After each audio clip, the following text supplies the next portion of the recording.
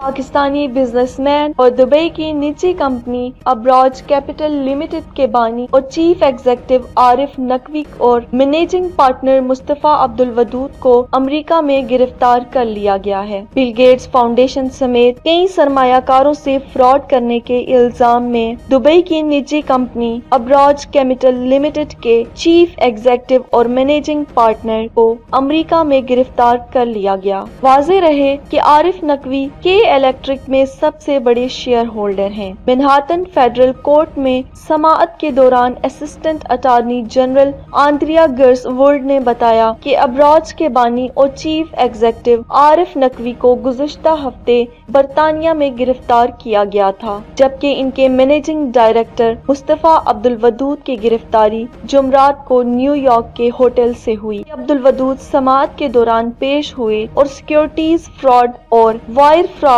اور سازش کرنے کے الزامات سے انکار کیا۔ مئی میں دیوالیہ ہونے سے پہلے ابراج گروپ مشرق وسط اور شمالی افریقہ کا سب سے بڑا فنڈز کا گروپ تھا اور بل گیٹس فاؤنڈیشن اور دیگر سرمایہ کاروں نے $1 ارب کے صحت عامہ کے فنڈز کی مینجمنٹ پر تحفظات کا اظہار کیا تھا۔ پروسیکیوٹر نے دلائل دیتے ہوئے کہا کہ 2014 سے کمپنی کے دیوالیہ ہونے تک عارف نقوی اور عبدالودود ابراج کے فنڈز کی کارکردگی کے بارے میں جھوٹ بولتے رہے اور ان کی مالیت میں $50 کروڑ سے زائد کی کمی ہوئی۔ سماعت کے بعد عبدالودود کی اپنی بیوی سے چند منٹ کی ہی بات چیت ہوئی، جس کے بعد حکام انہیں ہتھکڑی لگا کر اپنے ساتھ لے گئے۔ ابراج اور عارف نقوی کے خلاف امریکی سیکیورٹیز اینڈ ایکسچینج کمیشن نے جمعرات کو مقدمہ دائر کیا تھا۔